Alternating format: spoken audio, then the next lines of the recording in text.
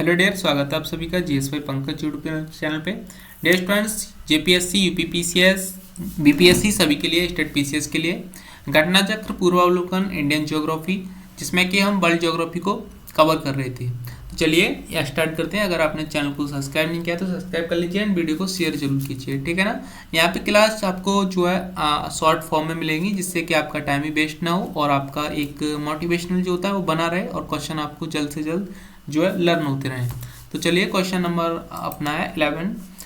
किस एक क्षण निम्नलिखित नगरों में से किस एक में घड़ी समय अन्य तीन नगरों के घड़ी के समयों के समान नहीं है? तो option D Addis Ababa Ethiopia. प्रधान यामोत्तर नहीं गुजरती है, तो ऑप्शन सी हो जाएगा नाइजर से नहीं गुजरती है। ग्रीनविच की देशांतर रेखा से पूर्व या पश्चिम में स्थित होने के आधार पर निम्नलिखित देशों का मानक समय ग्रीनविच माध्य समय से या तो आगे है या पीछे।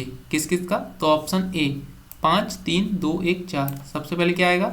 जापान का, उसके बाद 3 पे ईरान, सेकंड पे आएगा आपका ग्रीस यानी कि यूनान, और फर्स्ट पे आएगा आपका क्यूबा, और फोर्थ पे कोस्टा रिका। इस प्रकार ये सही आंसर है। नेक्स्ट यहाँ पे अंतर्राष्ट्रीय दिनांक रेखा यानी कि इंटरनेशनल डेटलाइन जो वो खींची जाती है, ऑप्शन सी प्रशांत महासागर से होकर खींची जाती है।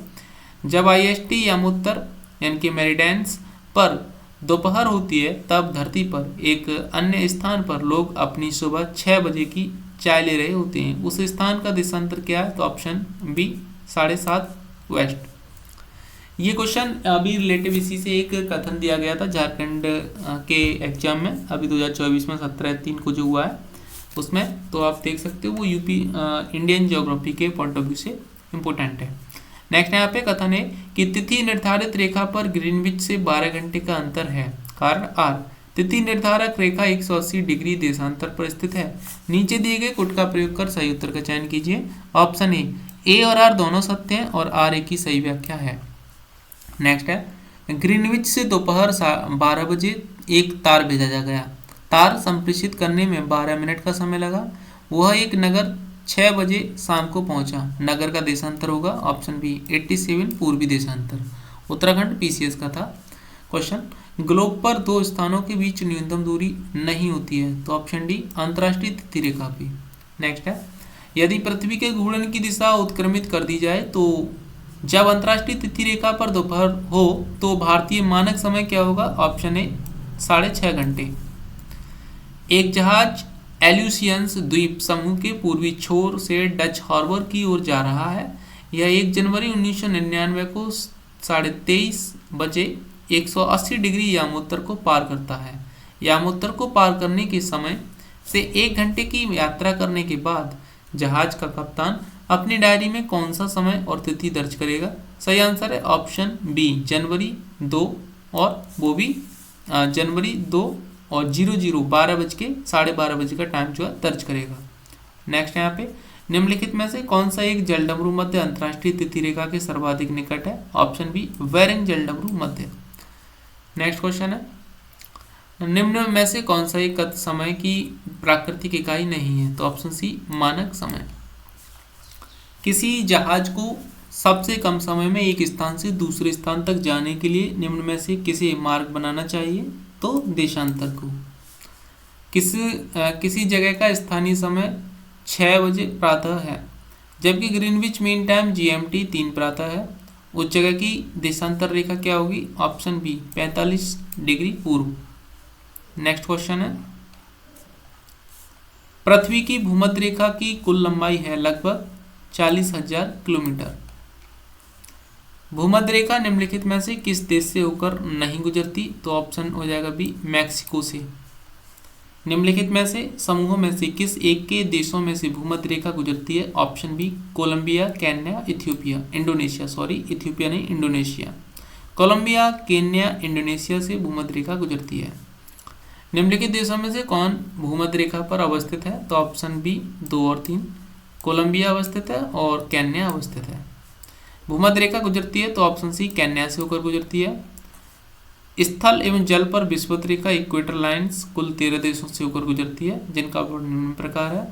साओ टोम प्रिंसिप, कांगो गणराज्य, Uganda, Somalia, Ethiopia, Ecuador, Brazil, Colombia, Kiribati, Maldives, Kenya, Congo लोकतांत्रिक गणराज्य, केवेन। जिस अक्षांश पर वार्षिक तापांतर न्यूनतम होता है वह है भूमध्य रेखा। निम्नलिखित नगरों में से कौन सा एक भूमध्य रेखा के सर्वाधिक निकट है? सिंगापुर। भूमध्य रेखा, कर्क रेखा और मकर रेखा तीनों निम्न में से किस एक महाद्वीप से गुजरती है? Option A Africa. नेक्स्ट है यहाँ पे कर्क रेखा से रिलेटेड क्वेश्चन। मकर संक्रांति के समय कर्क रेखा पर दोपहर के सूर्य का उतास होता है। Option B 43 degree Celsius. कर्क रेखा नहीं गुजरती है ईरान से। वहाँ यहाँ पे नेक्स्ट क्वेश्चन है हवाई द्वीप, संयुक्त राज्य अमेरिका, मेक्सिको और बहामास, माली, मारितानिया, नाइजर, अल्जीरिया, वेस्टर्न सहारा, लीबिया, सऊदी अरब, मिस्र, संयुक्त अरब अमीरात, यूएई, भारत, बांग्लादेश, म्यांमार, चीन, ओमान, ताइवान। कर्क रेखा इन देशों से होकर गुजरती है। नेक्स्ट है निम्नलिखित देशों में पर विचार कीजिए। तो ऑप्शन डी 1, 2, 3, 4 यहाँ से जो मकर रेखा गुजरती है किस किस से? ऑस्ट्रेलिया से, नामीबिया से, ब्राजील से, चिली से होकर गुजरती है। जब सूर्य की किरणें मकर रेखा पर लंबवत चमकती हैं तब भारत में निम्नलिखित में से कौन सी घटना घटित होती है? ऑप्शन ए उत्तर पश्चिमी भारत में उच्च वायुदाब विकसित होता है। नेक्स्ट क्वेश्चन है निम्न कथनों पर विचार कीजिए। पृथ्वी के अपनी धुरी पर पश्चिम से पूर्व घूर्णन के कारण मौसम परिवर्तन होता है। पृथ्वी के सूर्य के चारों ओर चक्कर लगाने के कारण धरती पर रात दिन घटित होते हैं। तो ऑप्शन सी 1 और 2 दोनों ही जो है असत्य हैं। ठीक है, झारखंड पीसीएस का क्वेश्चन था 2021 का। नेक्स्ट यहाँ पे मकर रेखा नहीं गुजरती है तो ऑप्शन ए बोलीविया से नहीं गुजरती है। विषुवत इक्विनॉक्स वर्ष के 2 काल जब दिन और रात बराबर होते हैं होता है। ऑप्शन ए 21 मार्च और 23 सितंबर को। वर्ष भर रात और दिन कहाँ बराबर होते हैं? भूमध्य रेखा पे। उत्तरी गोलार्ध में कर्क संक्रांति के समय 12 घंटे का दिन होगा। ऑप्शन डी विषुवत रेखा पे। उत्तरी गोलार्ध में वर्ष का सबसे छोटा दिन होता है 22 दिसंबर। किस तिथि को रात और दिन बराबर होते हैं? सही आंसर है इसका ऑप्शन बी 23 सितंबर को। नेक्स्ट है वर्ष का सबसे बड़ा दिन कौन सा होता है? तो उत्तरी गोलार्ध में 20 और 21 जून को वर्ष का सबसे लंबा दिन होता है। वहीं दक्षिणी गोलार्ध में 21 और 22 दिसंबर को सबसे बड़ा दिन होता है। ग्रीष्म अयनांत प्रतिवर्ष होता है। ऑप्शन डी 21 जून को। 21 जून यहाँ पे जून की 21वीं तारीख को सूर्य उत्तर ध्रुवीय वृत्त पर क्षितिज के नीचे नहीं डूबता। किस तारीख को सबसे बड़ा दिन होगा? ऑप्शन सी 21 जून को। दक्षिणी गोलार्ध में सबसे बड़ा दिन है ऑप्शन बी 22 दिसंबर।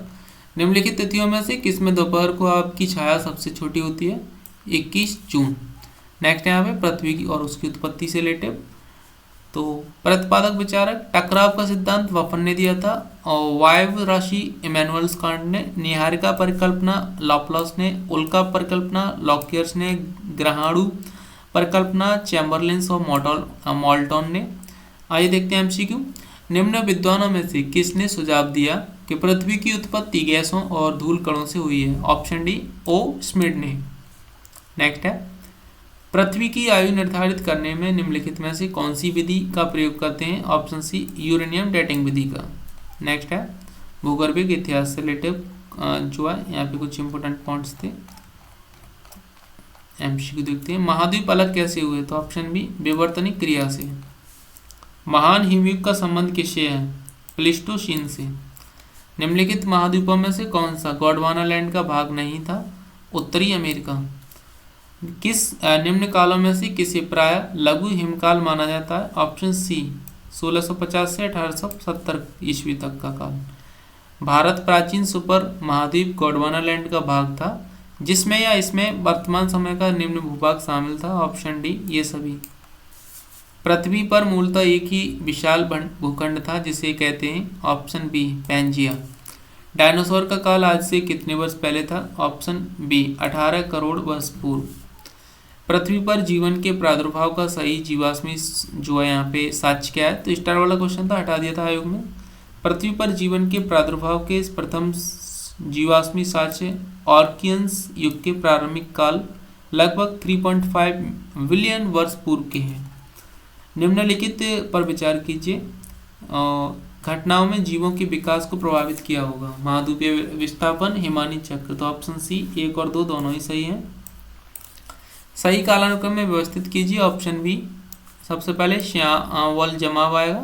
श्यावल जमाव जो ये निम्न पुरापाषाण काल से रिलेटेड है। पटपरा जमाव मध्य पाषाण काल, वाघोर जमाव उच्च पाषाण और खंतोनी जमाव लघु पाषाण काल। बलन क्रिया किसका परिणाम है? ऑप्शन सी पर्वत और निर्माणकारी बल का। नेक्स्ट है यहाँ पे कि निम्न घटनाओं पर विचार कीजिए। ऑप्शन सी 3, 2, 1, 4 सही है, यानी कि 3 कवच वाले जीव, उसके बाद सेकंड है पहला कीट, फर्स्ट है पहला सरीसृप और फोर्थ है यहाँ पे पहला स्तनधारी। नेक्स्ट है राजस्थान मरुस्थल अथवा थार मरुस्थल निम्नलिखित में से किसका विस्तार है? ऑप्शन हो जाएगा सी प्लेस्टोसीन एवं अभिनव जमाव का। नेक्स्ट है यहाँ पे कि निम्नलिखित पर विचार कीजिए, उपयुक्त में से कौन से पृथ्वी के पृष्ठ पर गतिक परिवर्तन लाने के लिए जिम्मेदार हैं? ऑप्शन डी 1, 2, 3, 4, 5 और 6। 1 मतलब विद्युत चुम्बकीय विकिरण, भूतापीय ऊर्जा, गुरुत्वीय बल, प्लेट संचलन, पृथ्वी का घूर्णन, पृथ्वी का परिक्रमण। राजस्थान मरुस्थल अथवा थार मरुस्थल निम्नलिखित में से किसका विस्तार है? तो ये प्लेस्टोसीन और अभिनव जमाव का। चट्टानों से रिलेटेड क्वेश्चन देख लेते हैं। परतदार चट्टानों के विषय में दिए गए निम्नलिखित कथनों पर विचार कीजिए। परतदार चट्टानें पृथ्वी की सतह पर जलीय तंत्र द्वारा निर्मित होती हैं। परतदार चट्टानों के निर्माण में पूर्व विद्यमान चट्टानों का क्षरण सम्मिलित होता है। परतदार चट्टानों में जीवाश्म होते हैं। परतदार चट्टानें विशिष्ट रूप से परतों में पाई जाती हैं। तो ऑप्शन डी 1, 2, 3, 4 ही विकल्प इसमें सही हैं। नेक्स्ट क्वेश्चन, रूपांतरित चट्टानों की उत्पत्ति होती है। तो ऑप्शन सी आग्नेय तथा तलछटी चट्टानों दोनों के द्वारा। अवसादी शैलों के लिए निम्नलिखित में से कौन सा कथन सत्य है? तो ऑप्शन सी ये शैलें स्तरों में निक्षेपित हैं, ये कथन सही है।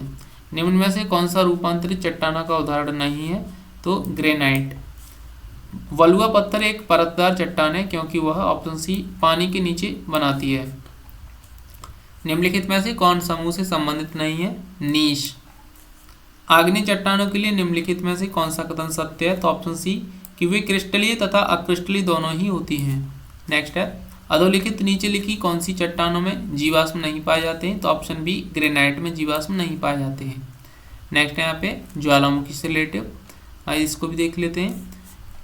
यहाँ पे कुछ इंपॉर्टेंट है, जैसे कि माउंट किनावालू ज्वालामुखी है मलेशिया में, और शवनकाया पेरू में है, अलुबुर्ज ईरान में है, माउंट एटना इटली में है, कोलिमा मैक्सिको में है, माउंट मोरापी इंडोनेशिया में है, माउंट रेनियर संयुक्त राज्य अमेरिका में है और पैराकुटेंस मैक्सिको में है, माउंट येरिबस अंटार्कटिका में है और माउंट ताल फिलीपींस में, विसुवियस इटली में है, कोटोपैक्सी इक्वाडोर में है, माउंट सेंट हेलेंस संयुक्त राज्य अमेरिका में है, पोपो कैटेपिलटन जो है मैक्सिको में है, मोनोलोआ हवाई द्वीप संयुक्त राज्य अमेरिका, क्रोकाटोआ इंडोनेशिया, माउंट कैमरून में, माउंट शास्ता संयुक्त राज्य अमेरिका, चिमराजो इक्वाडोर में, माउंट पिनाटुबो फिलीपींस में, दाम वंश ईरान में, माओन्स फिलीपींस में, कोह सुल्तान पाकिस्तान में, माउंट सिनाबुंग्स इंडोनेशिया में, बिल्लारी रिका जो है चिली में स्थित है। ठीक है, नेक्स्ट है निम्न में से कौन एक मूल स्थल रूप है? तो ऑप्शन ए ज्वालामुखी शंकु। लावा के ठोस होने के फलस्वरूप पृथ्वी के अंदर निर्मित चट्टानों को कहते हैं। ऑप्शन ए प्लूटोनिक चट्टान है। ज्वालामुखी उद्गार नहीं होते हैं। ऑप्शन ए बाल्टिक सागर में। ज्वालामुखी से सबसे अधिक कौन सी गैस निकलती है? तो जलवाष्प निकलती है। माउंट एटना का क्या है? तो ये एक तरीके का ज्वालामुखी है। और निम्नलिखित में से कौन विश्व का सबसे ऊंचा ज्वालामुखी पर्वत है? Mount Cotopaxi. ज्वालामुखी पर्वत माउंट सेंट हेलेंस कहाँ स्थित है? तो ये संयुक्त राज्य अमेरिका में है। मोनोलोआ एक सक्रिय ज्वालामुखी है। ऑप्शन बी हवाई द्वीप का। पृथ्वी के अंदर पिघले पदार्थ को कहते हैं। उपयुक्त में से कोई नहीं, ज्वालामुखी बोलते हैं उसे। मोनोलोआ उदाहरण है। ऑप्शन ए सक्रिय ज्वालामुखी का। किलिमंजारो है एक। ऑप्शन ए आग्नेयगिरी वोल्केनो। निम्नलिखित में से ज्वालामुखी में किसे भूमध्य सागर का प्रकाश स्तंभ कहते हैं? स्ट्रोम्बेली को। नेक्स्ट है यहाँ पे निम्नलिखित में से कौन सक्रिय ज्वालामुखी है? 2, 3, 4 तो कोटोपैक्सी, एटना और फ्यूजियामा। स्ट्रोम्बोली क्या है? तो जागृत ज्वालामुखी है। निम्नलिखित में से कौन क्रियाशील ज्वालामुखी है? तो 2 और 4 यानी कि एटना और विसुवियस। संसार का सर्वाधिक सक्रिय ज्वालामुखी है किलायू। अफ्रीका का सर्वोच्च पर्वत शिखर माउंट किलिमंजारो अवस्थित है तंजानिया में। नेक्स्ट क्वेश्चन है माउंट एटना भूमध्य सागर के विशालतम द्वीप सिसिली के पूर्वी तट पर स्थित एक सक्रिय ज्वालामुखी है। माउंट विसुवियस इटली की नेपल्स की खाड़ी में स्थित सक्रिय ज्वालामुखी है। माउंट एरिबस अंटार्कटिका के रॉस द्वीप पर स्थित सक्रिय ज्वालामुखी है। Mount Kinabalu Malaysia, Alborz Iran, Aconcagua Argentina, Kilimanjaro Tanzania. Next है यहाँ पे सबनकाया जो है ये पेरू में है, माउंट एटना जो है इटली में, कोलिमा मैक्सिको में, माउंट मोरापी इंडोनेशिया में है। प्रसिद्ध ज्वालामुखी पर्वत कराटोआ निम्नलिखित में से कहाँ पे है, तो ऑप्शन बी हो जाएगा, इंडोनेशिया में है ये। यहाँ पे नेक्स्ट है क्वेश्चन, तो माउंट रेनर यूएसए में है, माउंट एटना इटली में, mount Paricutin Mexico, mount Apo Philippines में। तो आज की क्लास में यहीं पे करते हैं, शॉर्ट क्लास है आपकी, और नेक्स्ट जो जल्द मिलते हैं। आप लोग चैनल को प्लीज़ सब्सक्राइब जरूर करें एंड वीडियो को शेयर करें। Thank you all of you.